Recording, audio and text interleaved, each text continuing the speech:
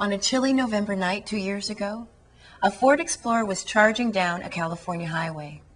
The 16-year-old driver and three of his friends were returning from a concert in Los Angeles.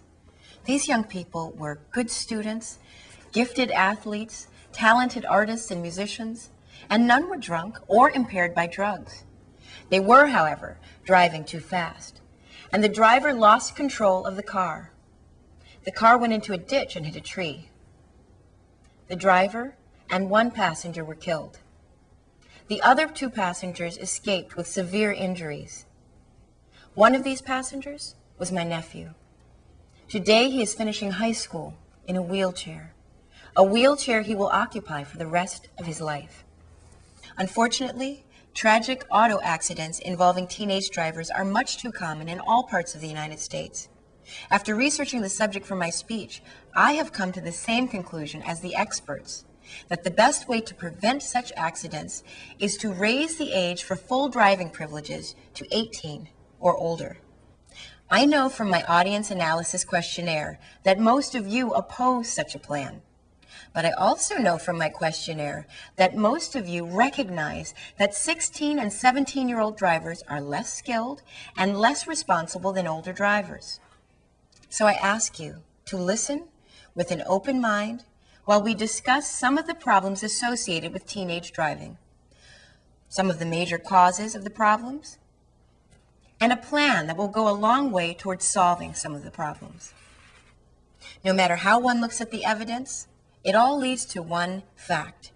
There are too many motor vehicle accidents, deaths, and injuries involving teenage drivers. According to the National Highway Traffic Safety Administration, while teenagers make up 7% of the nation's licensed drivers, they represent 14% of all motor vehicle fatalities. The NHTSA reports that last year, 3,657 drivers aged 16 to 20 were killed in automobile accidents. In addition to killing the drivers, these same accidents took the lives of 2,384 teenage passengers. But these accidents didn't affect teenagers alone. They also took the lives of 2,625 people aged 21 or older. So the total number of people killed last year in automobile accidents involving teenage drivers was 8,666, almost exactly the number of full-time students at this campus. Evidence also shows that the younger the driver, the greater the risk. According to the Insurance Institute for Highway Safety, 16-year-olds have the highest percentage of crashes involving speeding, the highest percentage of single vehicle crashes, and the highest percentage of crashes involving driver error. Moreover, as USA Today reports, 16-year-olds are 3 times more likely to be involved in fatal crashes than our older drivers. Now that we've seen the extent of the problem, we can explore its causes. One of the causes is inexperience. New drivers just haven't had enough time on the road to develop their driving skills. But inexperience is far from the only cause of the problem. After all, there will always be inexperienced drivers, even if the driving age is raised to 21 or even to 25. A second cause is revealed by brain research. Findings from the National Institute of Mental Health show that the brain of an average 16-year-old has not developed to the point where he or she is able to effectively judge the risk of a given situation. Dr. Jay Geed, who led the research team that conducted the study, states, when a smart, talented, very mature teen does something that a parent might call stupid, it's this underdeveloped part of the brain that has most likely failed.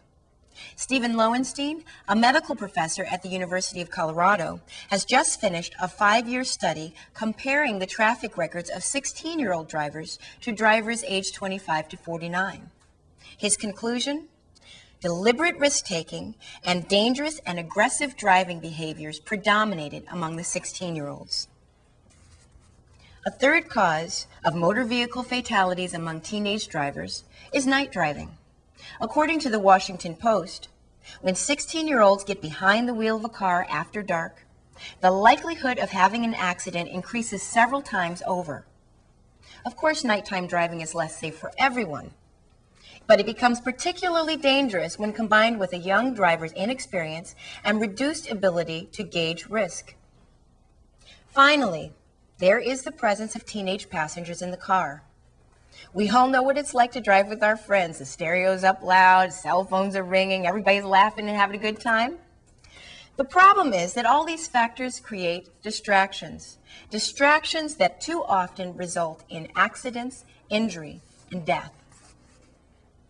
Alan Williams, chief scientist at the Insurance Institute for Highway Safety, reports that one teenage passenger doubles the risk of a fatal crash.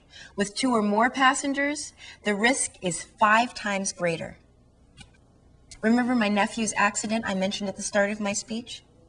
There were 3 passengers in the car. So the extent of the problem is clear. So too are its causes. What steps can we take to help bring about a solution? First, we need a national policy that no one can receive a learner's permit until age 16, and no one can receive full driving privileges until age 18. This will allow 16-year-olds time to gain driving experience before having an unrestricted license, and to reach a stage of brain development where they are better able to handle the risk and responsibility of driving. Second, we need to restrict nighttime driving so as to keep younger drivers off the road when conditions are riskiest. Some states have tried to address this problem by banning teenagers from driving after midnight or 1 a.m. But as the Insurance Institute for Highway Safety reports, these laws don't go far enough. According to the Institute, we need a 9 p.m. or 10 p.m. limit until drivers reach the age of 18. Third, we need to restrict the number of teenage passengers in cars driven by younger drivers. In fact, says Kevin Quinlan from the National Transportation Safety Board, passenger restriction is the first and foremost measure you can take to reduce teenage driving fatalities. According to Quinlan, the optimal policy would be to bar drivers age 17 or younger from having any passengers in the car unless the riders are adults or family members. Drivers from the age of 17 to 18 should not be allowed to carry more than 1 teenage passenger. Now, I know all of this might sound harsh and perhaps inconvenient, but the evidence is clear that it would save a significant number of lives. If you want to discuss harsh, said one father whose 17-year-old son died in an accident 3 years ago, I can talk to you about harsh. It's being awakened at 2:30 in the morning by the State Patrol, telling you that your son has just been killed. Everyone in this room has lived to college age. But this year alone, thousands of teenage drivers will not live that long. And they won't live that long due to factors that we can prevent. There's no way to solve all the problems we encounter on the road. But we can do something to help save the lives of younger drivers and make the road safer for all of us.